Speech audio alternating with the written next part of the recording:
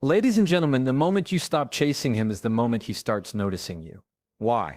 Because people value what isn't desperate for their attention. Today, I'm going to show you exactly how to teach him without yelling, without games, without drama, that ignoring you comes at a price he can't afford to pay.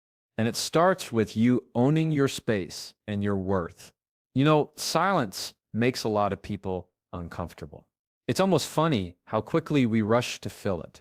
A pause in conversation, a gap in the text messages, a day without interaction, it can feel like something's wrong. But here's the truth. Most people never realize a silence isn't empty. Silence is a message.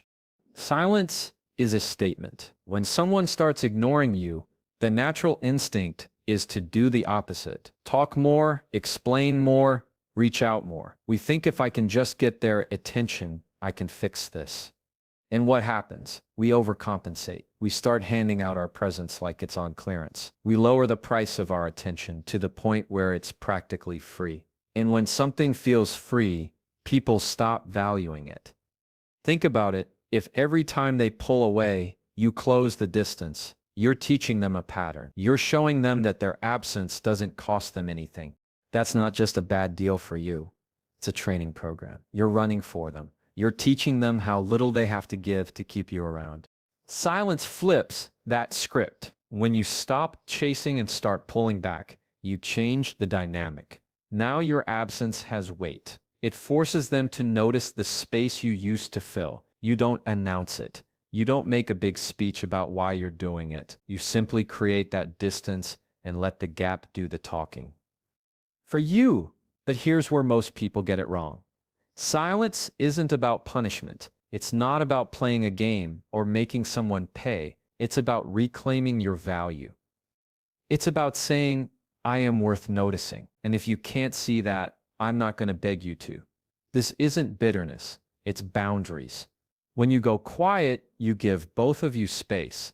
For them, it's a wake-up call. For you, it's a chance to step back and see the situation clearly without all the noise of constant interaction. You start to realize that your worth doesn't hinge on whether or not they send that text, return that call, or finally decide to acknowledge you. I'll tell you why. Silence works. It works because people start to feel the absence of what they took for granted. We've all had that experience. Something we barely noticed when it was there suddenly feels huge when it's gone. That's human nature. And the more you try to fill every quiet moment, the less chance they have to feel that absence. It's kind of like music. The notes are important, but so are the pauses in between. Without the pauses, the song is just noise. In relationships, your words, your time, your presence, they're the notes. Your silence. That's the pause that makes them actually hear the song. Now, this isn't always going to get you the reaction you want. Sometimes your silence will show them what they're missing, and they'll come back with a new respect for your time and attention. Other times, your silence will reveal that they never valued it to begin with. And as hard as that is, that's a gift. Because once you know the truth, you can stop pouring yourself into a cup with a hole in the bottom. The hardest part is resisting the urge to break that silence just to feel better in the moment. You'll want to send the, hey, just check in and text. You'll want to post something you know they'll see. You'll want to create some sign of life between you. But every time you do, you're lowering the cost of ignoring you. You're telling them they don't have to earn your attention. It's on autopilot. Silence is uncomfortable, yes, but it's also magnetic. It draws curiosity. It shifts the focus back to you, not in an arrogant way, but in a healthy, self-respecting way. And once you start using silence, not as a weapon, but as a boundary, you'll be surprised how differently people respond. Because when your absence starts to feel expensive, people suddenly remember how valuable your presence really is. Here's the thing, when someone is ignoring you, the temptation is to raise your voice, argue your point, or make your case louder and louder until they finally hear you. We think volume equals influence. But the truth is, the more you try to convince someone to respect you with words, the more you usually end up proving that you'll work harder for their attention than they will for your respect. And that's a losing deal every time. Respect doesn't come from how loud you speak. It comes from the standard you hold. And when I say standard, I'm not talking about a wish list of how you'd like to be treated. I'm talking about the actual non-negotiable baseline you live by every single day. The way you carry yourself, the way you respond to disrespect, the way you invest in your life. Those things set the price tag on your attention. Here's the problem. If your standard drops every time someone doesn't meet it, then it's not really a standard. It's a suggestion. And suggestions can be ignored. A real standard doesn't bend because someone doesn't like it. It doesn't disappear because someone is silent. It stays the same. And it silently communicates, this is where I'm at. You can meet me here or you can lose access. When you raise your standard, you're not telling them they have to jump through hoops. You're just showing them what it takes to be in your life. And believe me, people notice.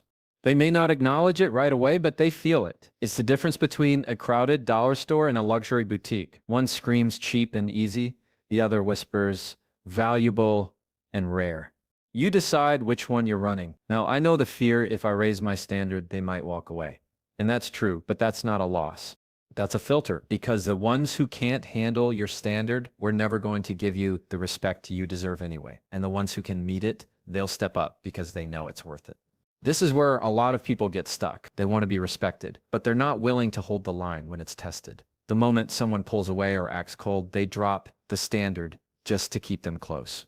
But here's the reality. Lowering your price just to make the sale doesn't make you more valuable. It makes you replaceable. And you're not replaceable. Think about it like this. If you were a business, your standard would be your brand. If your brand promises quality, you can't start selling knockoffs just because someone doesn't want to pay full price. You keep your quality high, even if that means fewer customers. Why? Because the ones who stay are loyal and the ones who leave were never going to be loyal in the first place. Holding a higher standard isn't about arrogance. It's not about saying, I'm better than you. It's about saying, I'm better than settling. You can love someone and still refuse to drop your standard for them. You can care about someone and still walk away if they can't meet you where you are. That's not cold. It's clarity. And here's the part most people miss. Raising your standard isn't just about how they treat you. It's about how you treat yourself. If you're saying you deserve respect, but you let yourself stay in situations that drain you, you're sending mixed signals. If you're saying you're worth more, but you constantly tolerate less, you're telling them and yourself that your own rules don't matter. So you don't just raise the standard in your relationships, you raise it in your life. You show up for yourself. You follow through on your own commitments. You create a life so full and grounded that anyone who wants to be in it has to bring their best just to keep up. And suddenly you're not chasing respect, it's chasing you. Because when you stop lowering your price just to be chosen, you find out who's willing to pay what you're truly worth. One of the biggest mistakes people make when they feel ignored is thinking the solution is to be more available, more present, more visible in that other person's life. It's like if I'm everywhere they are, if I show them how much I care, they'll finally see my value. But here's the problem. Being close in proximity doesn't guarantee connection. You can be standing right next to someone and still feel completely invisible. What really changes the game isn't how often you're near them. It's the energy you bring when you are. Your presence is more than just your physical body in the room. It's your focus, your self-respect, your confidence, and the way you carry yourself. You can live in the same space as someone, text them every day, see them every weekend, and still not feel like they actually appreciate you. That's because appreciation doesn't grow from constant access. It grows from meaningful presence. When you're chasing someone's attention, your energy shifts. You start operating in a way that says, I'm here for you, I'm available, I'm waiting. And over time, that creates an imbalance. They get used to you being there no matter what. So they stop feeling the need to show up for you in return. They stop being intentional because there's no risk of losing you. That's why I say stop trying to be everywhere for them and start being fully present for yourself. When you invest in your own life, your work, your friendships, your health, your passions, you naturally become less dependent on their response to feel whole. You start showing up differently. Instead of orbiting around their world, you're building your own. And here's the interesting thing. When you have your own orbit, people notice. They see that you're not waiting by the door for them to come back. You're living, you're moving forward, and that energy draws them in way more than constant proximity ever could. Think about someone you admire. Chances are you don't admire them because they were always available to you on demand. You admire them because they have something going on, something that matters, something that makes you respect their time. That's the kind of presence you want to create. It's not about being absent for the sake of absence. It's about making your presence so rich and grounded that it's worth noticing when it's there. Now, here's where this gets real. When you stop being in constant proximity, people might accuse you of being distant, of changing, of pulling away, and you'll be tempted to explain yourself to say, no, I'm still here.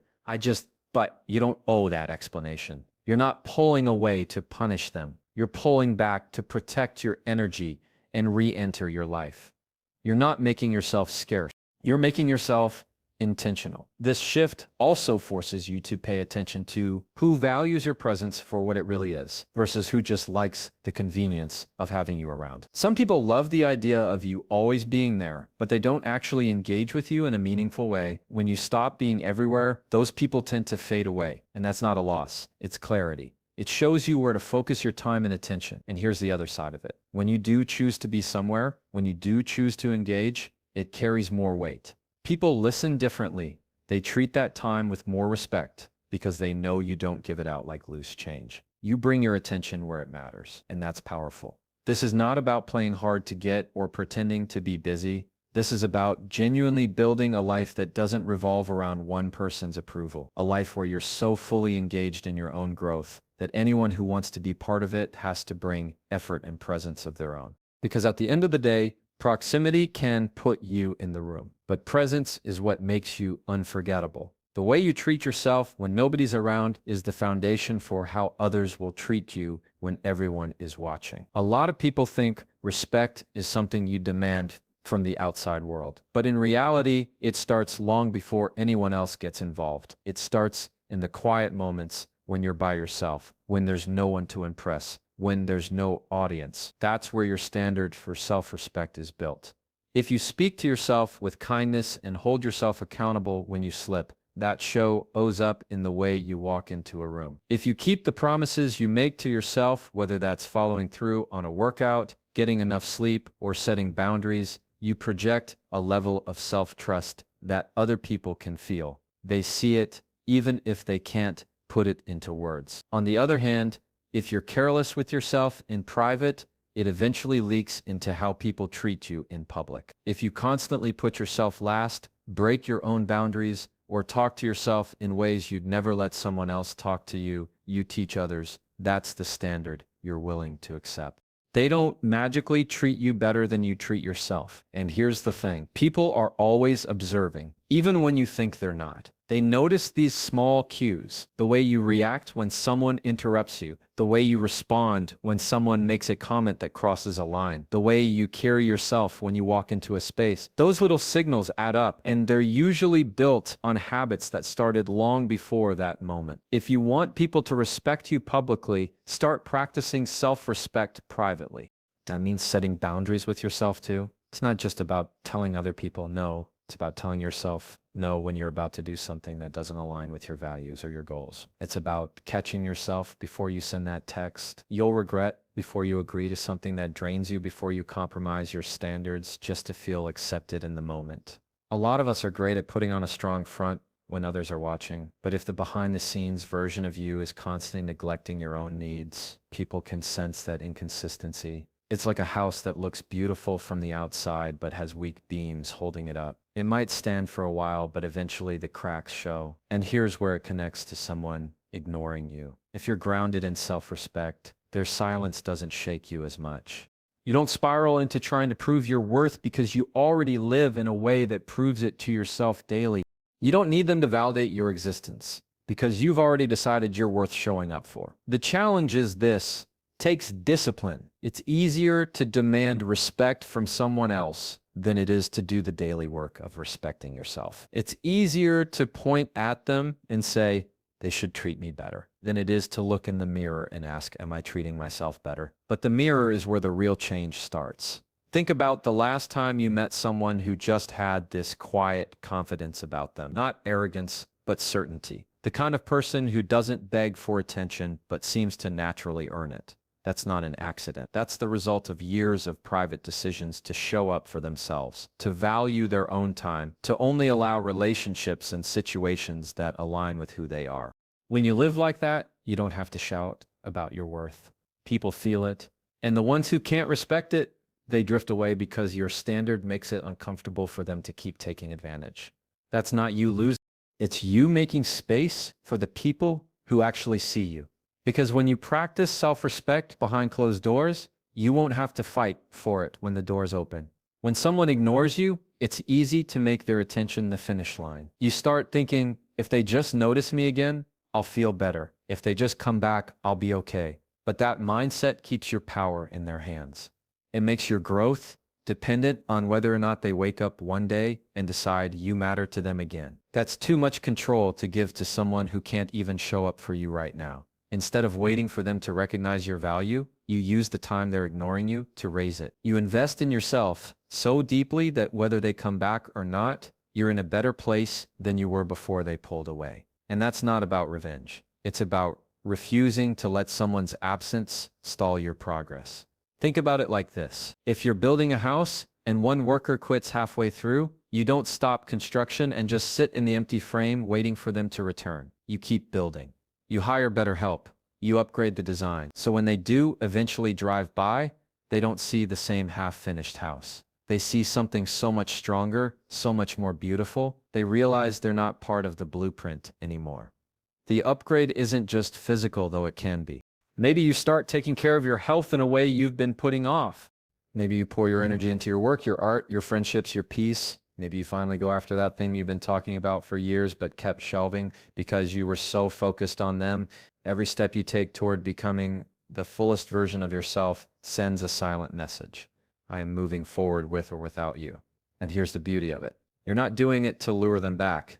If they notice, fine. If they don't, you still win, because now you've built a life that's richer, stronger, and more aligned with who you really are. The win isn't in them realizing what they lost. It's in you realizing what you gained by not waiting around. This is where a lot of people slip. They try to or grade in ways that are really just performances for the other person. They post the right pictures, drop little hints, make moves they hope will be seen, but that still keeps you tied to their validation. A real upgrade is independent of their attention. It's doing the work, even if nobody is clapping for you yet. And here's what usually happens. You start feeling different. Your confidence grows, not because they said something nice, but because you know you're putting in the effort for yourself. Your standards shift. You stop settling for half-hearted energy because you're too busy creating something full-hearted in your own life. And when they do eventually see you again, whether that's in person, online, or just through mutual connections, they're not looking at the same person they took for granted. Some will be drawn back by that, but you may not even want them anymore. That's the twist nobody talks about. You might get to a place where the idea of letting them back in feels like stepping backwards. And that's not bitterness, it's growth. Because now you see clearly. You see what you can build when you're not waiting for scraps of attention. There's a confidence that comes from knowing you upgraded your life, not out of spite, but out of self-respect. That kind of confidence can't be faked. It can't be borrowed. It's built day by day, choice by choice, while the world isn't watching. And when the world does notice, it's undeniable, because by the time they realize what they missed, you've already outgrown the version of you they ignored. So here's what it comes down to. You don't teach someone the price of ignoring you by shouting for their attention or trying to make them see your worth. You do it by quietly raising the cost of admission to your life. You do it by letting your silence speak, by holding your standards, by choosing presence over proximity, by respecting yourself first, and by upgrading who you are until you're living at a level that can't be overlooked. And when you do all of that, you stop chasing anyone because you've built a life so valuable, the right people will work to keep a place